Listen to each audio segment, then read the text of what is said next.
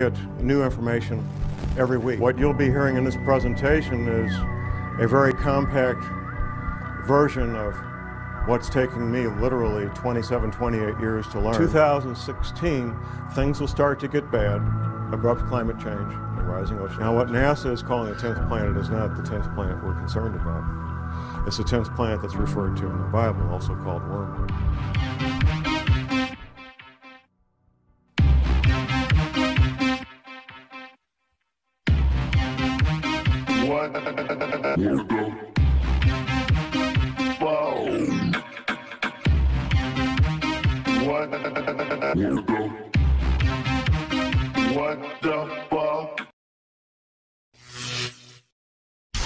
The first thing I'll ask you this question. Would the federal government of the United States of America lie to you? That's the response I expect. Laughter. Of course they would. And they have for decades. Because of what I do and what I do professionally, I interact with people involved with law enforcement, including the FBI. I was working on a project with a couple of FBI agents, and we're having lunch one day, and we'd gotten to know each other a little bit. And I thought, well, I'll ask this guy the question, what happened with John Kennedy when he was shot?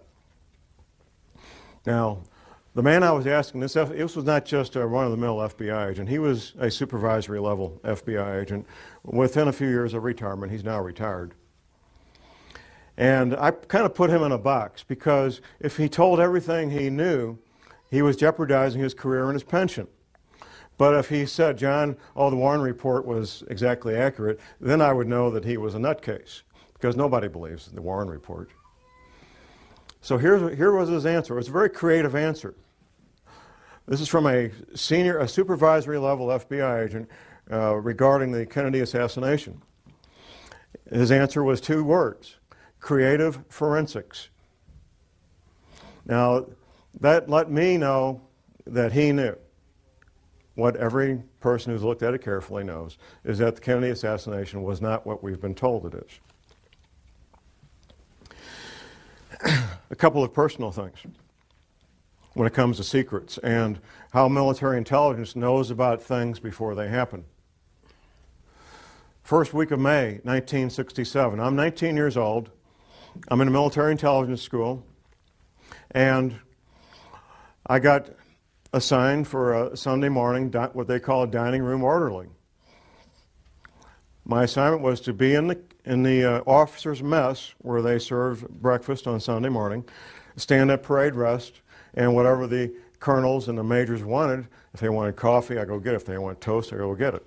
Stand there at parade rest, eyes straight ahead, and just wait on the officers.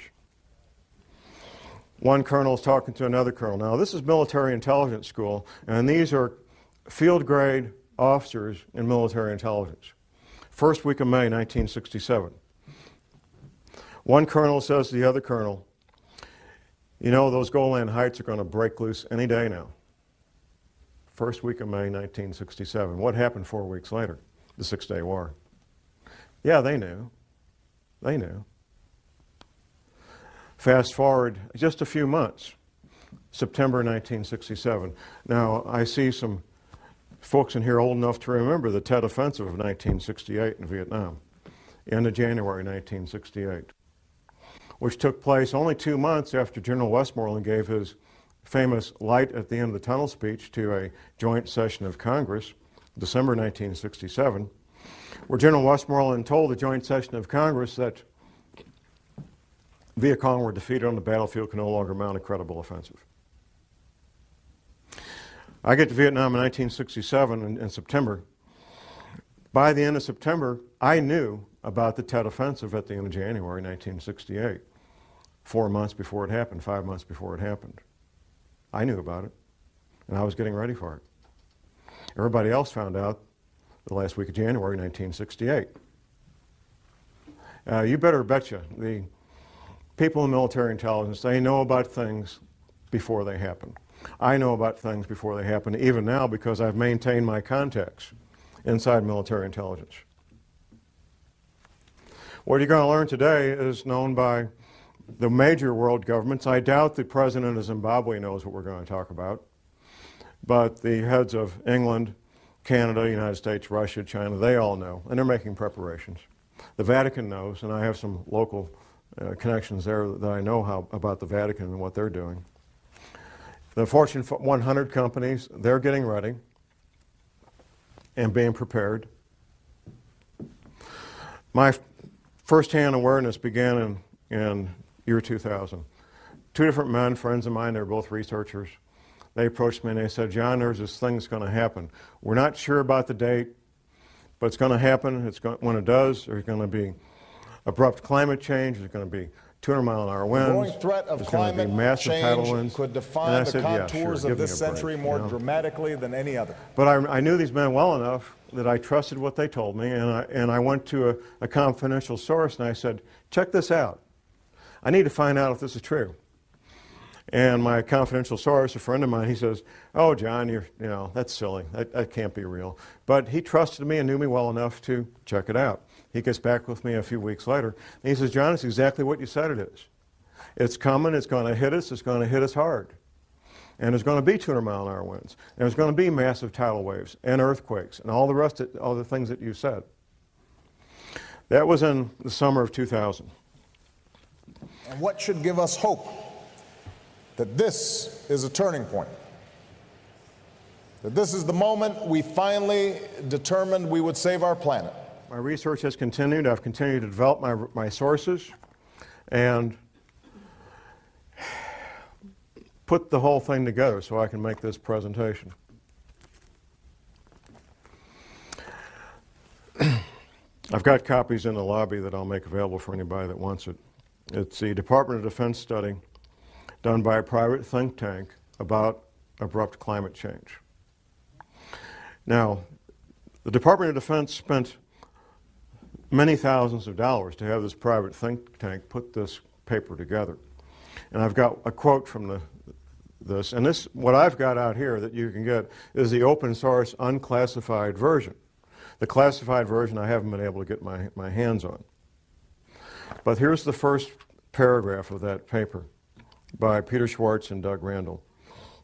Recent research, however, suggests that there is a possibility that this gradual global warming could lead to a relatively abrupt slowing of the ocean's thermohaline conveyor, that's the Gulf Stream, ladies and gentlemen, which could lead to harsher winter conditions, sharply reduced soil moisture, and more intense winds in certain regions that currently provide a significant fraction of the world's food production.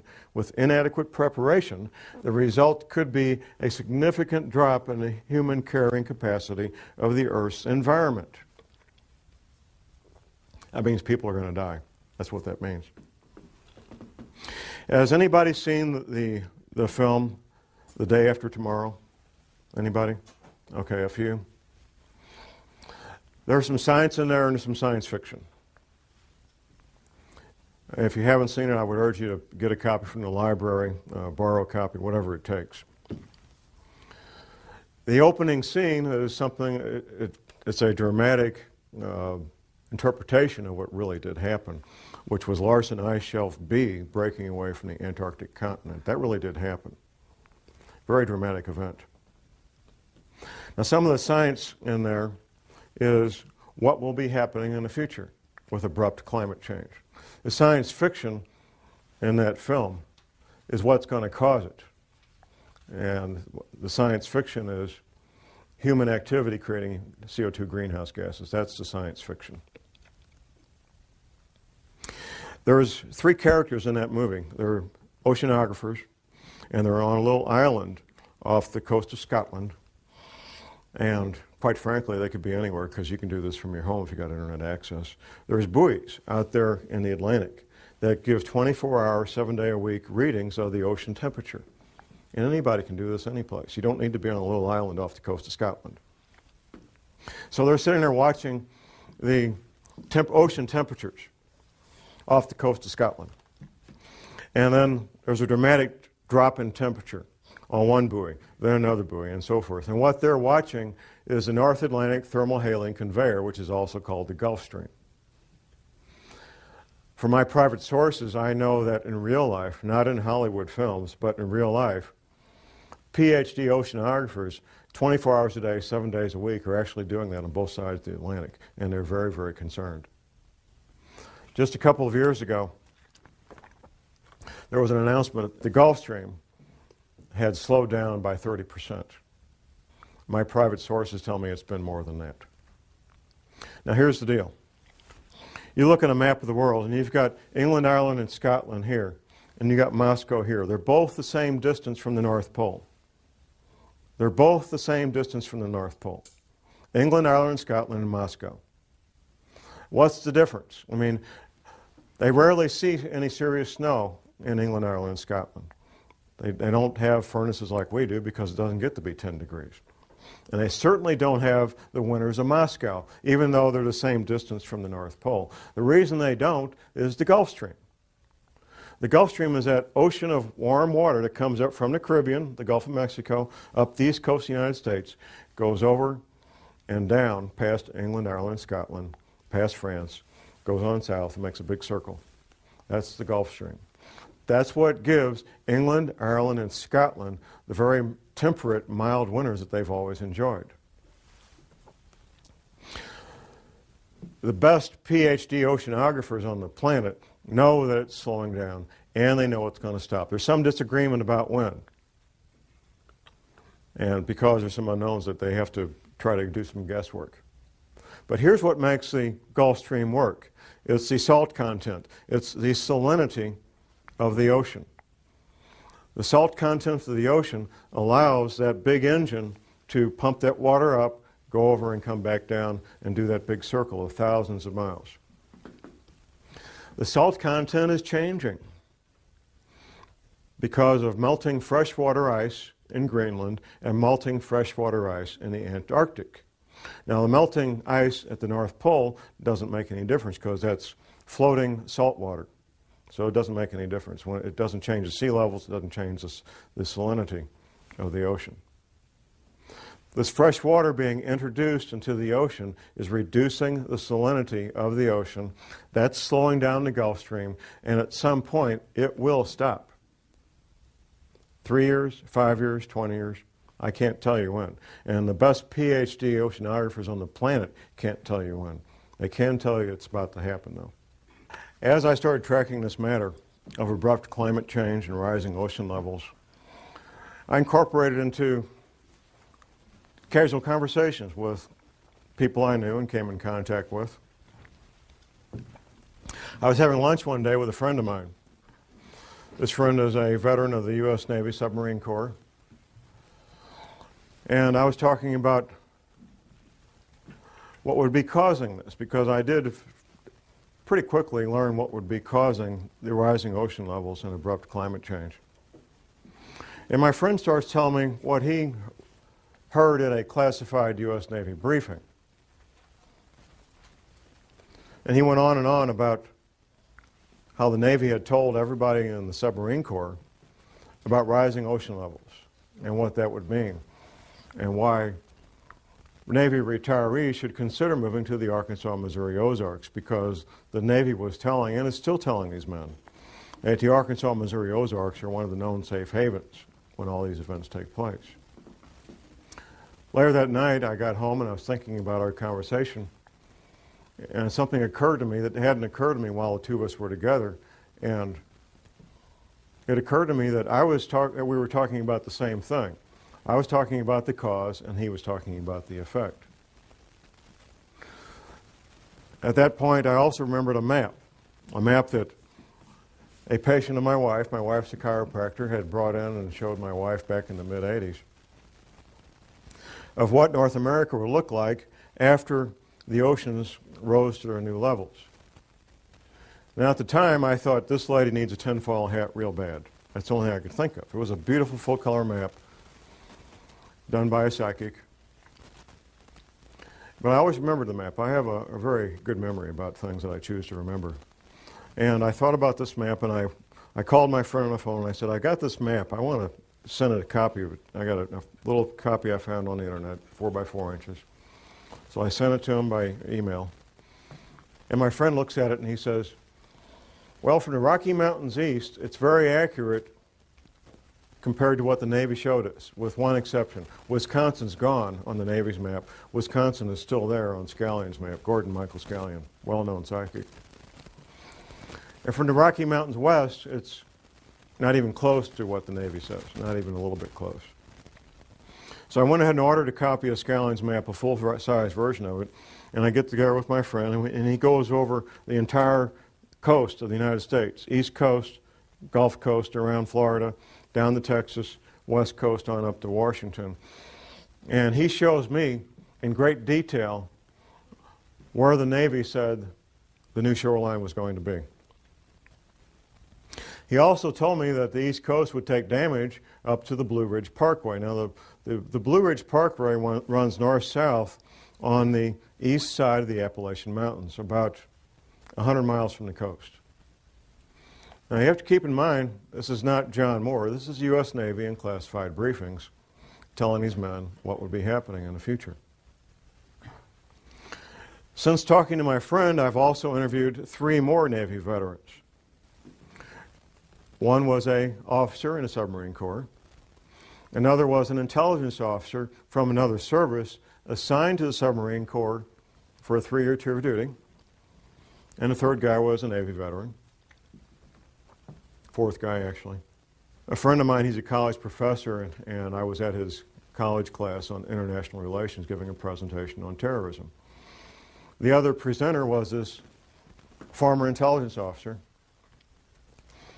So we finish our presentation to college students on terrorism, and we go to a pizza place in Rolla. And there's 4 of us. Myself, I'm sitting here. The retired intelligence officer, his wife sitting next to me. And the intelligence officer himself sitting across from me, and my friend and college professor is right over here. Once I found out that he did a 3-year tour of duty with the submarine corps, I knew I had to ask the question. I might never see this man again in my life. I got to ask the question. Now, we haven't talked about rising ocean levels. And this you have to keep in mind, this is a basic tool of investigative work, is interviewing witnesses at different times and different places, interviewing witnesses that don't know each other. You want to get to the heart of a matter, that's the way it's done. You find witnesses who don't know each other that have the same information, and you interview them at different times, different places. So I asked him, tell me what you know about rising ocean levels. His wife, sitting next to me, before he can even speak up, his wife sitting next to me says the following. We were on our last duty assignment, and we were at the Pentagon. Now, we've been all over the planet, typical military family, and we had to pick a place to retire. We chose the Arkansas-Missouri Ozarks because of rising ocean levels. I had my answer. I had my answer. We talked about that a little bit more. A few weeks later, I made a lunch appointment with him, and I brought the map with me that I'd revised after going over it with the first submarine veteran. I brought it with me. We met at Steak and Shake, had lunch, and I had him revise the map even further, getting a few more details in there. The third submarine veteran, retired submarine officer, he's one of my pistol students. We had lunch and we talked, and he says, John, I signed these non-disclosure agreements. If I tell you what I know, I could lose my pension. I have to be out 5 years before I can tell what I know about rising ocean levels. I've only been out 3 years. I said, well, can you blink your eyes once for yes and twice for no? Then you won't be talking. He says, yeah, I can do that. The retired submarine officer verified what the other 2 submarine veterans had told me earlier. Word for word, detail for detail. And he also, this is the third man who had chosen the Arkansas-Missouri Ozarks for his retirement home. The Prophecy Club, a Christian group out of Topeka, Kansas, they sent me on a nationwide speaking tour in 2005 on this topic. And I'm up in Detroit speaking on this. On one of the breaks, I have a man walk up and introduce himself to me. He says, John, I'm in the insurance industry. And we've wondered for years, us in the insurance industry, why is there such a cluster of retired Navy people in the zip codes of the Arkansas-Missouri Ozarks? Now I know. Now I got my answer. The Navy knows. Another pistol student of mine, a retired Navy guy, I said, what's the altitude of your new home? He told me to the foot the altitude of his new home. How many people can do that? Almost nobody. He told me to the foot the altitude of his new home in the Arkansas, Missouri Ozarks. Absolutely he did.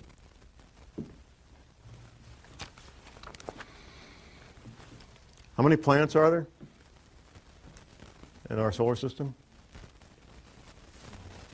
9? Okay. NASA. Never a straight answer. NASA. July 29th, 2005, announced the finding of the 10th planet, named Xena. Do a Google search. They did. Don't take my word for it. NASA announced the finding of the 10th planet, named Xena, 29th of July, 2005. Parade magazine and the Sunday newspaper. It was the front cover of the January 15th, 2006 edition. A friend of mine, I started telling him about these matters in 2004.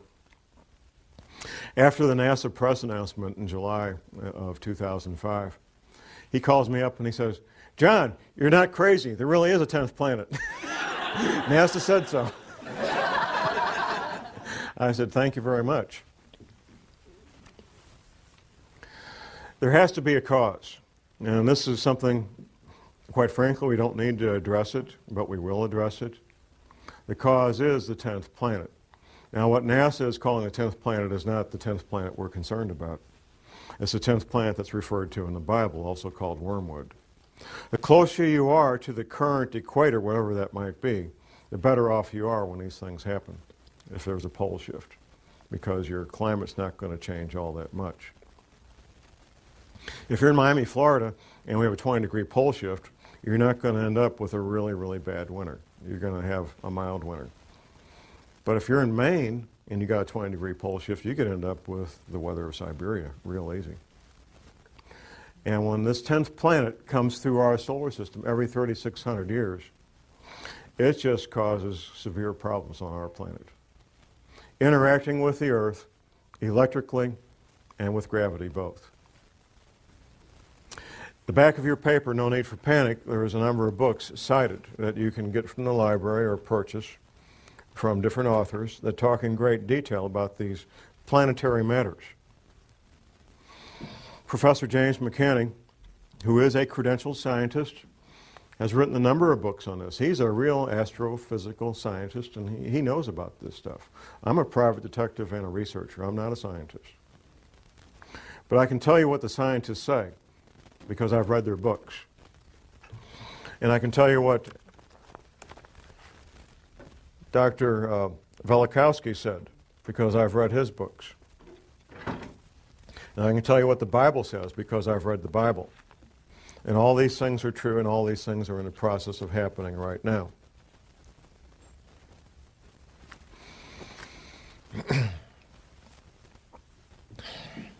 It took me a while to figure this out for the following reason. All these Navy veterans, they were all told about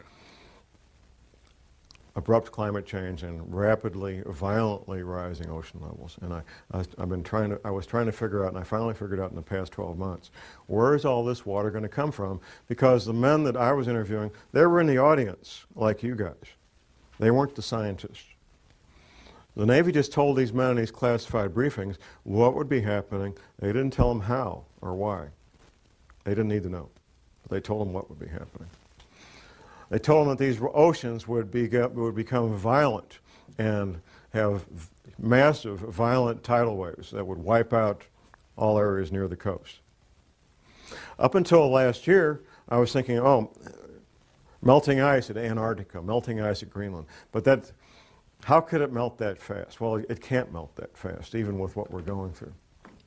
It turns out the answer was right in front of me all the time. There's a quote from Velikowski that I'll be reading here in a moment when we get to it. It turns out that the knowledge is something all oceanographers know, and a lot of people in geology departments in every university knows. There is a bulge of water at the equator. Now we're talking about sea level here. Sea level is measured at Cornwall, England. It's couple hundred years ago, England was kind of running things when it came to oceans, and they got to pick where to measure sea level, and they measured it. They got a big rock. There's a line there. That's sea level. It turns out that sea level varies as much as 494 feet up and down from that rock in Cornwall, England. Now that's like a 50-story building. I mean, it's a lot of water.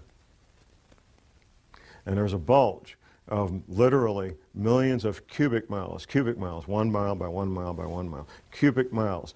Millions of cubic miles of water bulge at the equator of this planet. It wasn't common knowledge for John Moore, I found out. It's not common knowledge for most people. It's held in place by two things, the rotation of the Earth and gravity. Anything that changes our true north, our pole, by more than just a couple of degrees will cause that water to be disrupted. And there's a technical term for it, slosh. And there's records locked up in bones and stone of this having happened in the past. Velikovsky talked about it extensively in his books. Talk a little bit about this water damage. You have a map in your handout. Now, from Washington, D.C. to Boston is basically one big city. Since World War II, that's what it's become. One big city. All that's going to be gone. Going down the coast to Atlanta and down to Florida. Florida, the highest point in Florida is on the Panhandle, 55 feet above sea level. Florida's finished, except for a small part of the isthmus, maybe. And that's a big maybe. Gulf Coast, Alabama, Louisiana, Mississippi are pretty much going to be gone. In fact, the new mouth of the Mississippi will be at the current Arkansas-Louisiana state line, a couple hundred miles up from where it is right now. Going down around the coast of Texas, Texas will take damage about 100 miles inland. California will take damage 25 to 100 miles inland, depending on a couple of things, the level of the altitude above sea level and seismic activity. On up the west coast to Oregon and Seattle, all coastal areas being damaged 50 to 100 miles inland. And once again, seismic activity is going to play a big role in what happens. Locally in the Midwest, we have something called the New Madrid Seismic Zone. Once the Mississippi River becomes 50 to 100 miles wide, the U.S. Navy, not John Moore, the U.S. Navy says it will trigger at least 3 9-point plus earthquakes on the New Madrid seismic zone. Southern Illinois will basically be one large swamp. In fact, southern Illinois is already pretty swampy. If you fly over the Mississippi River right now, you can see where the river used to be. You can see where its banks were at one time. A much, much larger river than it is now. I mentioned Wisconsin will be gone. The Great Lakes will become one vast inland sea joining up with Hudson Bay up in Canada. That's what the Navy says. And it's kind of ironic and kind of caught my attention when all of these Navy veterans, these submarine veterans, they all look at this map and they say, John, Wisconsin's gone. It's finished. There's not going to be any more Wisconsin. Florida's gone. Louisiana, Alabama, Mississippi, finished, gone. EPA, our friends. Now, a lot of people make fun of the EPA and hate the EPA, but like most government agencies, most of the people that work there are good men and women with good intentions, including a lot of scientists. The EPA had a library, past tense, until 2007. The library contained the largest collection of cross-referenced, important term, cross-referenced articles and manuscripts on man-made compounds and biological agents in the English language. In 2007, it was closed. The EPA library was closed, and it was a number of different locations around the country, closed to even EPA scientists could not access it. Anybody see Al Gore's film, An Inconvenient Truth? Okay, once again, I encourage people to watch this movie. There's some science in there, there's some science fiction. The science is about what will happen in the future, abrupt climate change and rising ocean levels. The science fiction is what's causing it. It's not man-made greenhouse gases, like he says. That's a distraction. And that tactic was decided on many, many years ago, sometime in the late 70s, early 80s, that they would use that as the pretext to keep people thinking things are going to be okay. The science leaves out something, and the science fiction adds something. Al Gore gives a timeline for when these events are going to happen. Abrupt climate change and rising ocean levels. The timeline that Al Gore gives in his movie is the same timeline that the federal government gives out through the NASA Goddard Space Flight Institute. Say that fast 10 times. The NASA Goddard Space Flight Institute, which the Queen, Her Majesty, visited last spring when she was in this country, by the way, because she's got taking a sudden interest in science. Jim Hansen is the director of the NASA Goddard Space Flight Institute, and the timeline he puts out and the timeline Al Gore puts out is the exact same timeline, and here it is. It's kind of clever what they did in the movie, the way they said it. But in 2016, things will start to get bad, abrupt climate change and rising ocean levels. Exact same timeline put out by the federal government through NASA. NASA is part of the military, by the way. If you notice, these space flight shuttles go up, captain this, lieutenant that, colonel, I mean, it's the military. It's always been the military. That's the official timeline put up by the federal government. Now, the real timeline. I found out through my confidential sources what the real timeline is, and I found out why they're doing what they're doing right now, moving the CIA from Langley, Virginia to Denver right now. These relocations, which you could call evacuations, they're due to have everybody who's part of continuity of government planning. It's not all federal employees. If you work for Health and Human Services, you're toast. There's no place waiting for you in Denver. People in the intelligence agencies, people in certain parts of the military, not all the military. The scientists, the engineers, the doctors that they want to have in these shelters when everything breaks loose. That's who's being relocated, that's who's being sent to these shelters. These shelters are literally hundreds of millions of your tax dollars where people can live and work and have hot showers and pizzas and video movies for years without ever leaving the place and be quite comfortable. There's other things that could be happening in the next couple of years.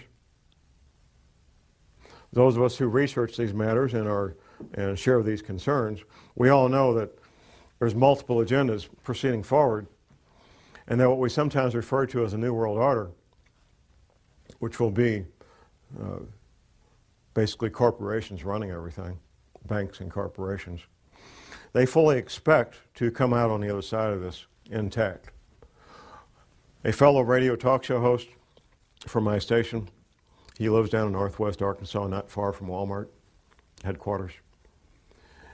He says, John, I get plain brown envelopes with no return address sent to me from people that work inside there at middle and upper management levels, giving blueprints of the shelters that Walmart's built for their people. They expect to come out on this. Another friend of mine was working with a Catholic group here in St. Louis. And his job was to help set up military-grade radio communications between the Vatican group in St. Louis and the Catholic group in St. Louis, and the Vatican. Military-grade, two-way communications. And we're not talking 10-4 good buddy CB stuff. The real military-grade radio communications. The agendas of the people that control the world, the international bankers and the Fortune 500 and so forth, is to have a planet with far less people on it than there is now, either inadvertently through these earth changes or by design, through World War III, a flu pandemic, or severe economic collapse leading to societal disruption, or all three happening at the same time. These are all matters that could be happening in the not too distant future. I refer to what we're living in right now as phase one. Phase one is where normal commerce takes place. We can have our careers, interact with our families and our social events that we normally do, and life appears to be normal. The powers that be are using phase one to finish their final preparations. This shelter I talked about here at Weldon Springs, Missouri, it took almost twice as long to build it as they anticipated. They kept running into the various problems that any construction project has, but they got it built. And they're using these remaining months to finish up whatever final preparations they need to get their people in place and get moved.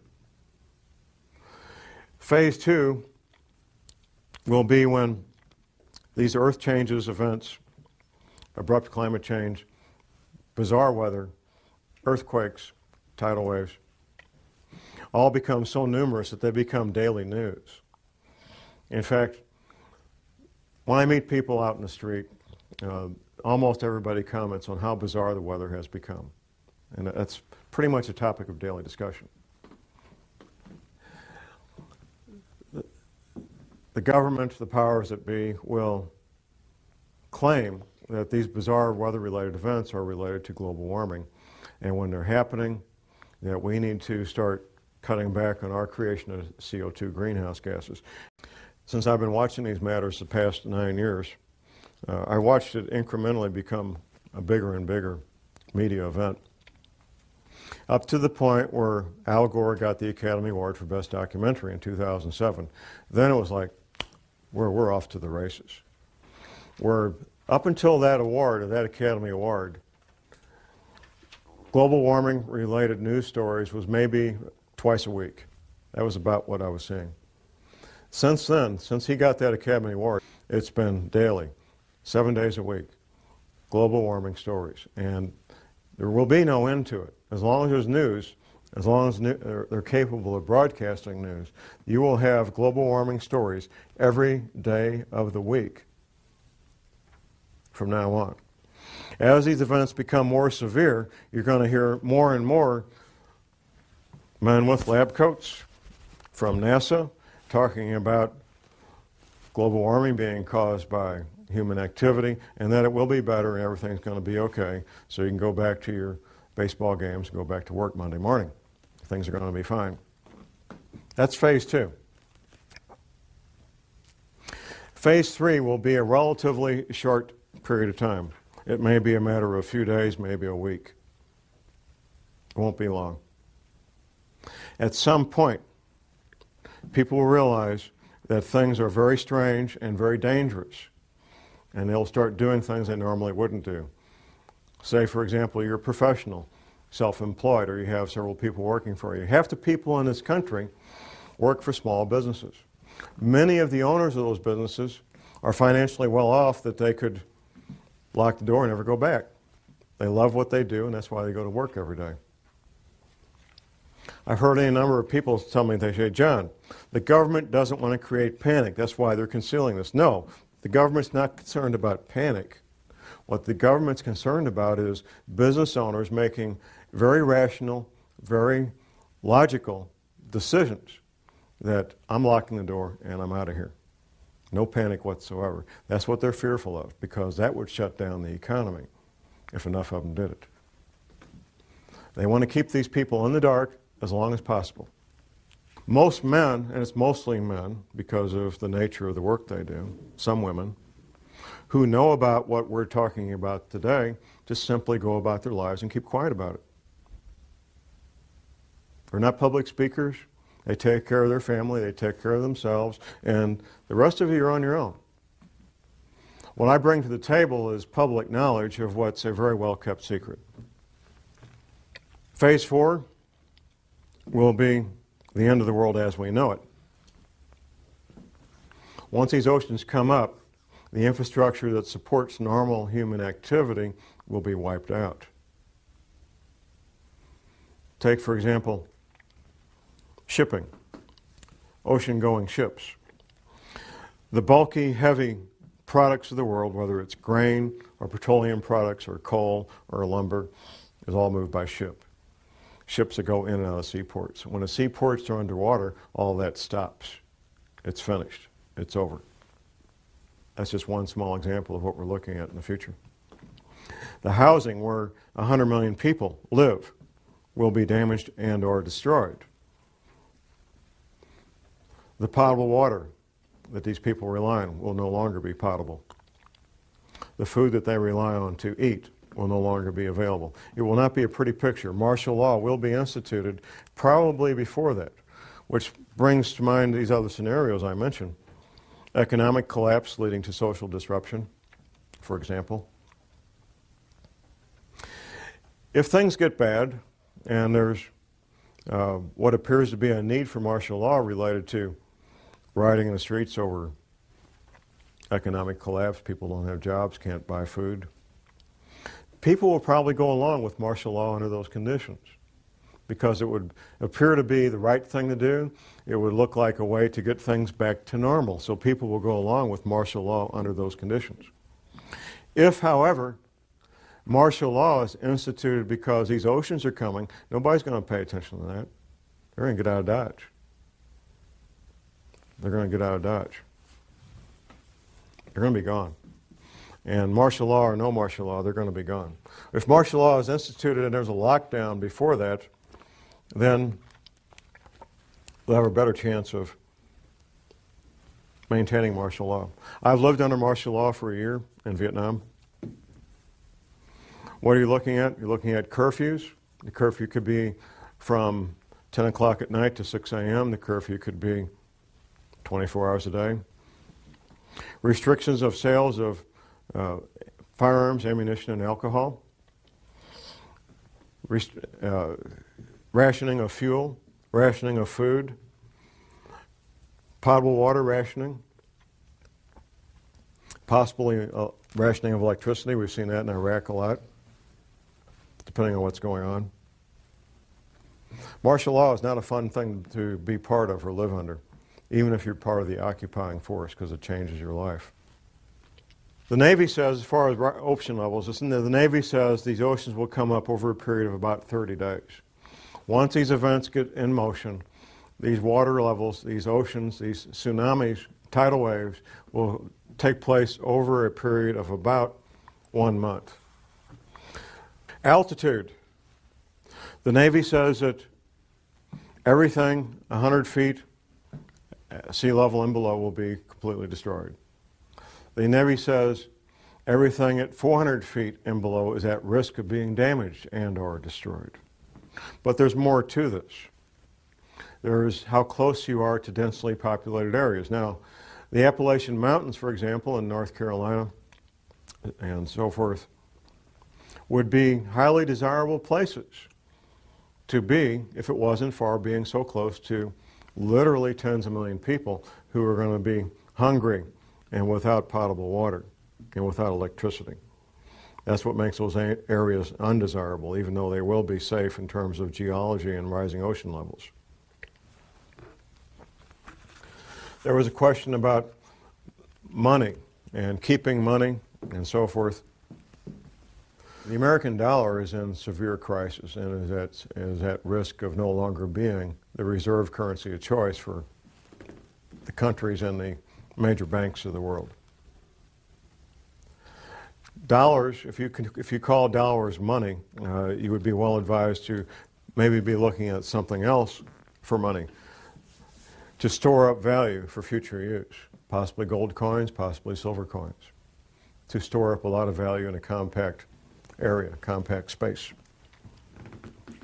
Before, however, I would get gold coins or silver coins, I think I would look at other aspects of preparedness, and that's why I want to focus on the final part of this presentation is preparedness. So let's look at the stepping stones, the building blocks of preparedness. First of all, and most important, is spiritual preparedness.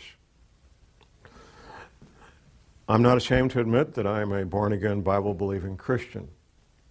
I know from interviewing and studying what happened in World War II, that our American POWs who were incarcerated in POW camps in World War II, our American POWs who had strong spiritual beliefs were far more likely to survive what went on in these POW camps than those who did not. Eating the same food, having the same medical attention, doing the same work, wearing the same clothes, living in the same buildings. Those who had a strong spiritual foundation were far more likely to survive those conditions. We know that for a fact. It's not my job to tell you what your spiritual beliefs should be. My job is to tell you need to have strong spiritual beliefs, whatever that might be for you. Next comes skills. And there's a lot of skills I'm going to advocate. I'm going to look at my list here so I don't miss any of my list of skills. And I'm going to come back and read you what Dr. Velikowski wrote about what might happen. The skills of a farmer, a gardener. You will be growing your own food. The skills of a paramedic. Now we get so used to, if somebody gets injured, we dial 911, and in a few minutes there's a wonderful shiny ambulance with these highly trained technicians. They got all the stuff they need to save life. In a future where things no longer work like we're used to, you're going to be your own paramedic, or you're going to sit there and watch your loved one bleed to death from a chainsaw accident or whatever it might be. An EMT course is one semester at your local junior college, maybe $100, $200, and you'll know more about emergency medical matters than 99% of the people in this country. One semester at your local junior college. You don't need to worry about passing a test unless you intend to be a paramedic or an EMT. You don't need to worry about taking a test at all. You want to learn the skills, and you want to get a kit equal to your skill level. Now, the paramedic training is three more semesters of college on top of that first one. And then you'll have a skill level almost equal to a medical doctor when it comes to emergency medical treatment. The skills of a ham radio operator. Now, I've been in places, I've been in combat, and I know what it's like not to know what's going on. Being able to instantly and effectively communicate with your friends and loved ones, and we found this out during Hurricane Katrina, two-way radio communication that you control could mean the difference between life and death. In Hurricane Katrina, it was a matter of life and death for many people. The ability to communicate with their loved ones, let them know they were okay, ask for help, or be able to give help. The skills of a backpacker, being able to carry everything you need on your back, your shelter, your clothing, your hygiene needs. Being able to clean yourself out in the field, prepare food out in the field, and do so in a manner that doesn't make you sick. Being able to take water out of a stream and filter it so you can drink it without getting sick. All the things that a backpacker knows, the skills of a soldier. In a severe crisis like Hurricane Katrina, for example, you're your own cop, you're your own soldier, or nobody's protected. That's what it comes down to. You become your own soldier, you become your own police officer, and you protect your loved ones because of these skills that you learn. Animal husbandry. In a severe long-term crisis, having goats and sheep and chickens and ducks and rabbits can mean the difference between a fairly good and healthy diet and one that's terribly lacking in protein. It's extremely difficult to get the protein you need from an all-vegetable diet. Extremely difficult. The skills of a carpenter, of an electrician, of a plumber. Things that we may call up a professional to do now, you will be on your own to make these repairs. The skills of an automobile mechanic. All these skills take years to learn, and you can't learn them out of a book, at least not and be very effective. There's some things you can learn out of a book, but without practical application, you're just guessing at how this stuff works.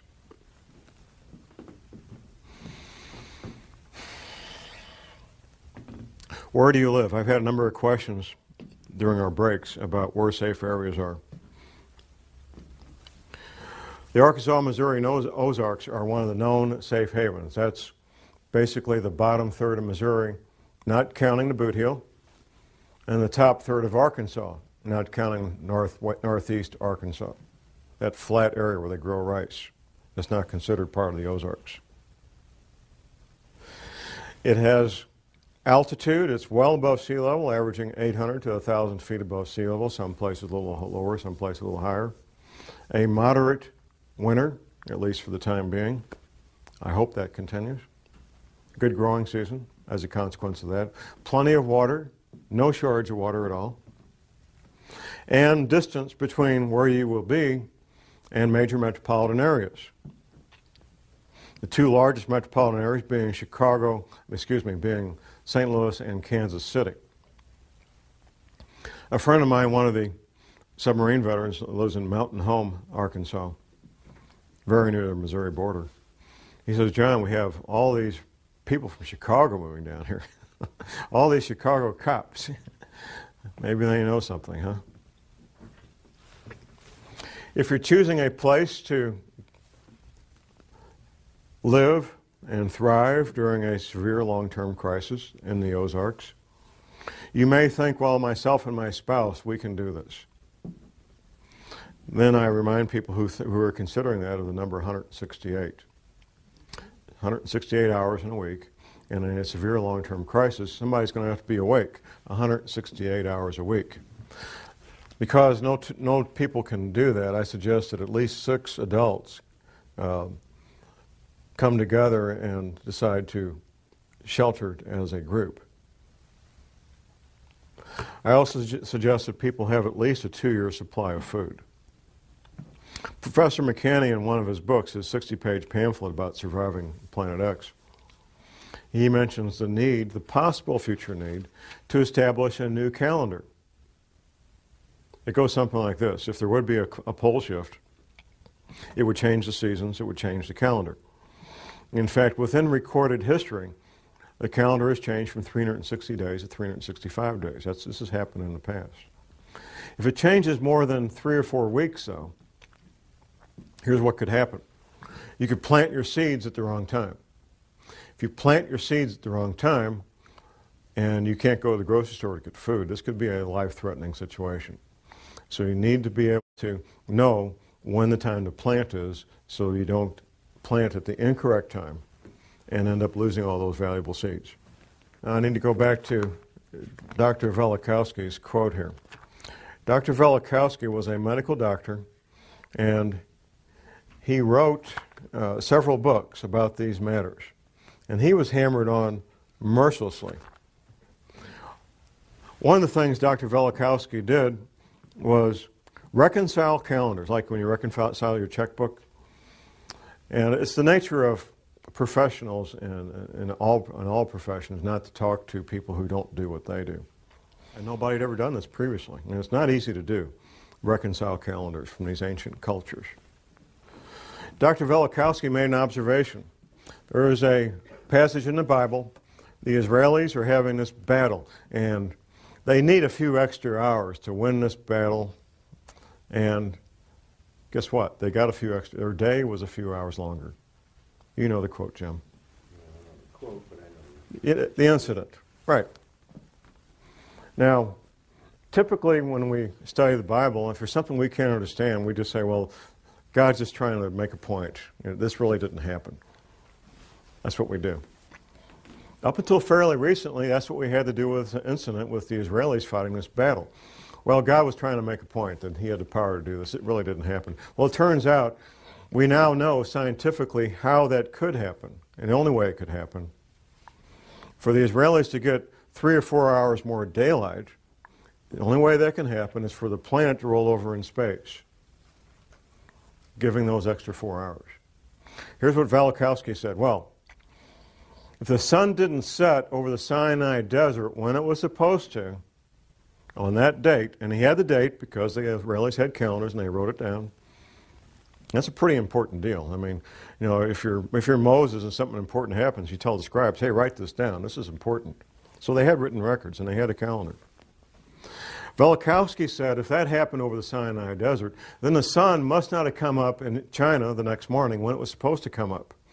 And the Chinese had scribes, the Chinese had calendars, and guess what? The sun didn't come up the next morning when it was supposed to.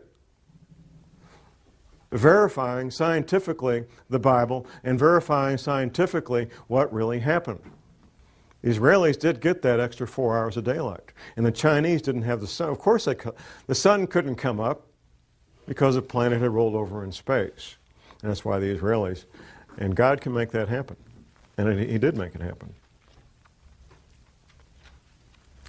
Now, Dr. Velikovsky wrote a number of books. Now, what I'm going to quote here word for word is a quotation from one of those books. It's titled Earth in Upheaval by Emanuel Velikovsky. Now, what he's doing here is giving this is one page of one book. One page of one book. He's giving a very compact, highly condensed observation of what happens in a pole shift. Observations based on what he found going around the planet and finding the evidence. It's titled A Working Hypothesis. Let us assume as a working hypothesis that under the impact of a force or the influence of an agent, and the Earth does not travel in an empty universe, the axis of the Earth shifted or tilted. At that moment, an earthquake would make the globe shudder. Air and water would continue to move through inertia. Hurricanes would sweep the Earth, and seas would rush over continents, carrying gravel and sand and marine animals, casting them on the land. Heat would be developed. Rocks would melt, volcanoes would erupt, lava would flow from fissures in the ruptured ground and covered vast areas. Mountains would spring up from the plains and would travel and climb on the shoulders of other mountains, causing faults and rifts. Lakes would be tilted and emptied. Rivers would change their beds. Large land areas with all their inhabitants would slip under the sea. Forests would burn. Hurricanes and wild seas would wrest them from the ground on which they grew and pile them, branch and root, in huge heaps. The seas would turn into deserts, their waters rolling away. And if a change in the velocity of the Earth's rotation, slowing it down, should accompany the shifting of the axis, the water confined to the equatorial oceans by centrifugal force would retreat to the poles, and high tides and hurricanes would rush from pole to pole, carrying reindeer and seals to the tropics and desert lions into the Arctic, moving from the equator up and down the mountain ridges of the Himalayas and down the African jungles, and crumbled rocks torn from splintering mountains would be scattered over large distances. And herds of animals would be washed from the plains of Siberia. The shifting of the axis would also change the climate of every place, leaving corals in Newfoundland and elephants in Alaska, fig trees in northern Greenland, and luxuriant forests in Antarctica. In the event of a rapid shift of the axis, many species and genera of animals on land and in the sea would be destroyed, and civilizations, if any, would be reduced to ruins. It paints a pretty bleak picture, and hopefully that won't be what we're in for. I can't stand here and prognosticate exactly what we're in for.